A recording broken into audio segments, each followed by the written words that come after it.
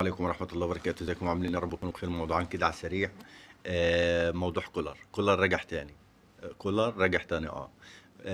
وكيل أعمال كولر فاجئ الأهلي إن عقد كولر لحد 30/6/26، يعني فاضل له 14 شهر. يعني الحسبة بالدولار كده تعمل لها حوالي 4 مليون دولار. بتتكلم في مبلغ.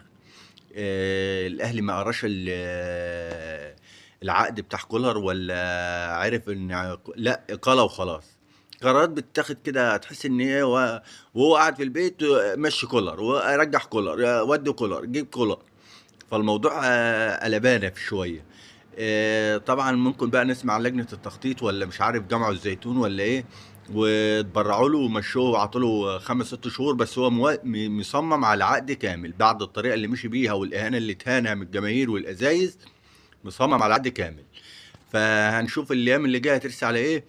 وطبعا محمد بن رمضان، خلاص محمد بن رمضان بنسبه كبيره في الاهلي.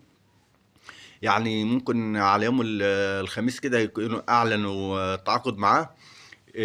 بس طبعا فيه الشناوي زعلان، رامي ربيعه زعلان، محمد مجدي قفشه، حسين الشحات، كله طبعا زعلان بقى من عقد تريزيجيه وعقد زيزو. عقد تريزيجيه وعقد زيزو. زيزو وتريزيجيه هيعملوا مشكله في اوضه اللبس في الاهلي. ما حدش يطلع يتكلم. لكن طبعا بن شرقي ده لاعب اجنبي ولاعب محترف، مع عادي حتى لو خد كام، مش ما حدش هيجيب سيره بن شرقي. لكن زيزو وتريزيجيه هيعملوا مشكله. تقول لي بقى ده الاهلي دافع 30 ومتبرع بمين ومين متبرع والكلام من ده. اللعيبه ملهاش طلب، اللعيبه لها تساويه زي بعضيها. الاهلي فريق تقيل، الاهلي فيه نجوم، في نجوم، بس هيعمل مشاكل في اوضه اللبس. والمشكله بانت من ماتش صن داونز، والمشكله بانت من ماتش صن داونز. كمان في اتجاه في اتحاد الكوره ان ماتش السوبر، ماتش الكاس مصر النهائي اللي هو بين بيراميدز والزمالك هيكون في الامارات.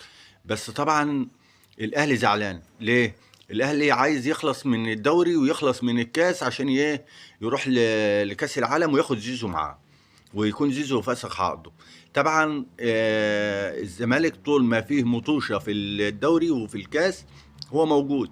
طب الماتش هيتحدد يوم كام؟ بيراميدز عنده ماتش يوم 24 ويوم 1/6. الذهاب هيبقى في جنوب افريقيا يوم 21 يوم 24، والعوده يبقى في مصر يوم 1/6. طيب 1/6 يبقى الماتش بتاع نهائي الكاس هيتحدد يوم ايه؟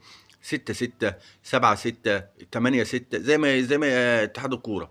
بس اتحاد الكوره مش راضي يطلع القرار ليه؟ لان عارف انه لو طلع القرار دلوقتي